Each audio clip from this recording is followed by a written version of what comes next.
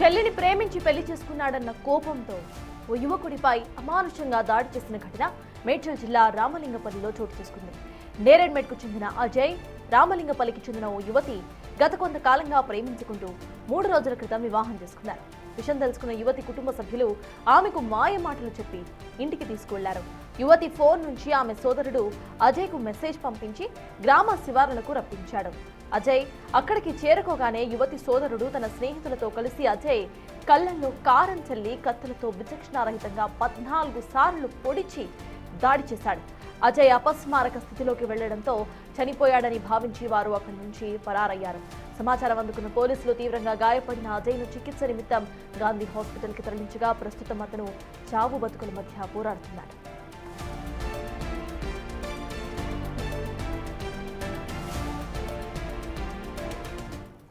ఇదే అంశంపై more details మా ప్రతినిధి సురేష్ అందిస్తారు. సురేష్, చెప్పండి, అసలు అక్కడ అజయ్ సిచ్యువేషన్ ఎలా ఉంది, తన హెల్త్ అప్డేట్ ఏంటి, అండ్ పోలీసులు ఎటువంటి కేసులు నమోదు చేశారు?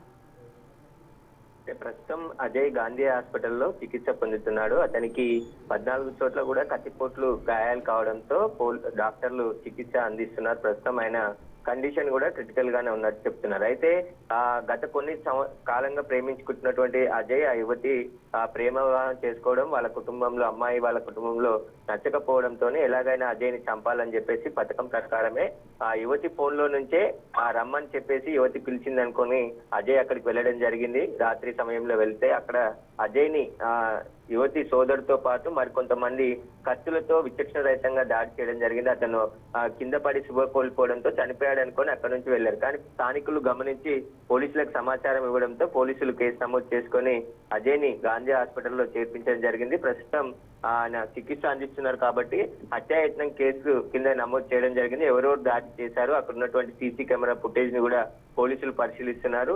యువతి సోదరుడితో పాటు ఎంతమంది వచ్చారు, అసలు ఫోన్ లో మాట్లాడింది ఎవరనే దానికి సంబంధించి కూడా పోలీసులు దర్యాప్తు చేస్తున్నారు. ప్రస్తుతం అయితే అజయ్ కి గాంధీ హాస్పిటల్లో ఎమర్జెన్సీ వార్డులో చికిత్స అందుతుంది. ఆయనకి 14 చోట్ల కూడా కత్తిపోట్లు తీవ్రంగా గాయాలయ్యాయని చెప్పేసి కూడా వైద్యులు పోలీసులకు తెలిపారు. కాబట్టి ప్రస్తుతం అయితే పోలీసులు కేసుని దర్యాప్తు చేస్తున్నారు.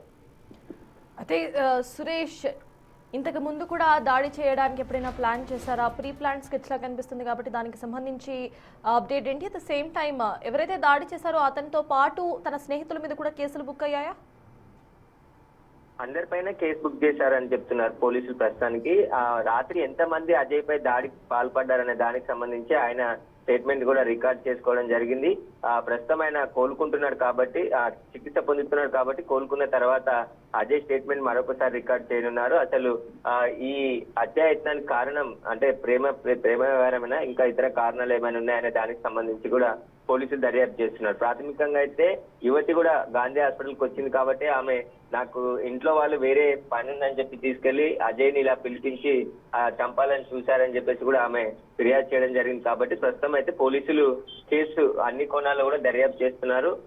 పథకం ప్రకారం ఎందుకంటే యువతిని ఇంటికి పిలిచి ఆమె ఫోన్ నుంచే వాళ్ళ సోదరుడు అజయ్ కి మెసేజ్ పెట్టి పలానా ప్లేస్ కి రా అని చెప్పేసి చెప్పడంతోనే అజయ్ అక్కడికి వెళ్ళాడు. వెళ్ళిన వెంటనే యువతి సోదరుడితో పాటు మరొక 4-5 అజయ్ పై దాడి చేశారని చెప్పేసి కూడా పోలీసులకు ఫిర్యాదు చేయడం జరిగింది. ప్రస్తుతం అయితే పోలీసులు వారి కోసం గాలిస్తున్నట్టు తెలుస్తుంది. వారిని పట్టుకున్న తర్వాత ఎవరెవరు దాడి చేశారో అజయ్ కి సంబంధించి అక్కడ దాడిలో పాల్గొన్న వారు ఎంతమంది ఉన్నారనే దానికి సంబంధించి కూడా పోలీసులు క్లారిటీ ఇచ్చే అవకాశం. Thank you Suresh.